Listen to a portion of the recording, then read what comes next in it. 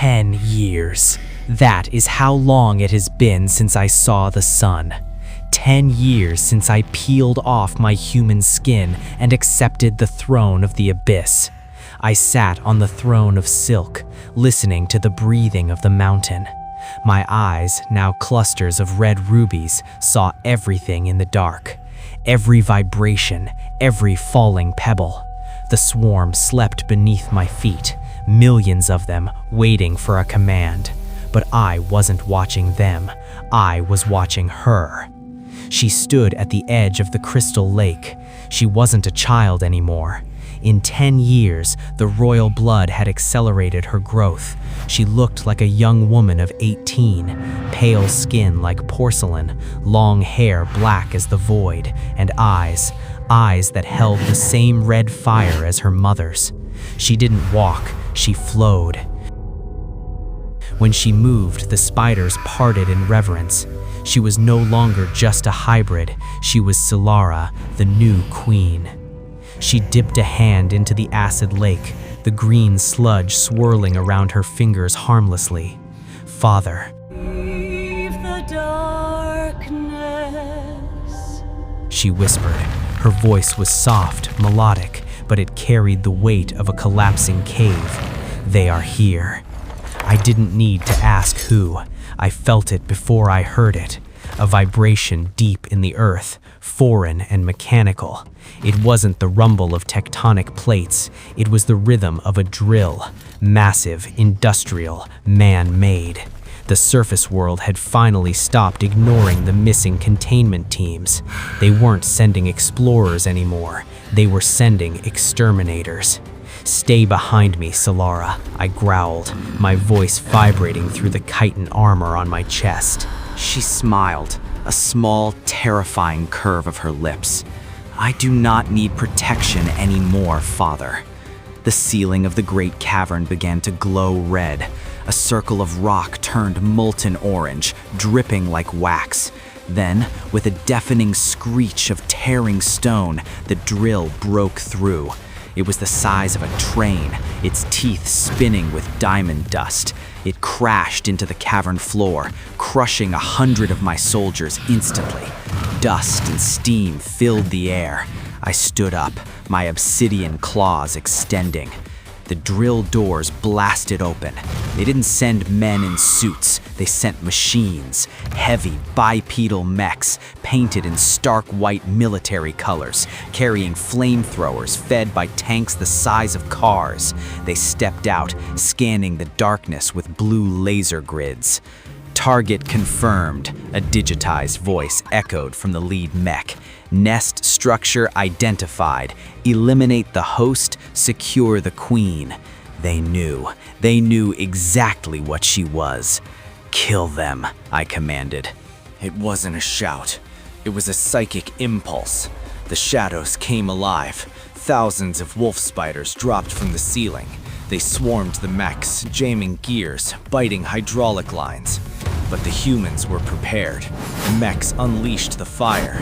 Jets of blue napalm roared into the dark, incinerating the front line of my army. The smell of burning arachnid flesh filled the cavern. It fueled my rage. I charged. I moved faster than their sensors could track. I leaped 40 feet through the air, landing on the cockpit of the lead mech. The pilot inside looked up, terrified. I punched through the reinforced glass with one strike, ripping the control panel out and throwing the pilot into the acid lake below. Focus fire on the Guardian, the radio screamed. Bullets hailed around me, sparking off my obsidian armor.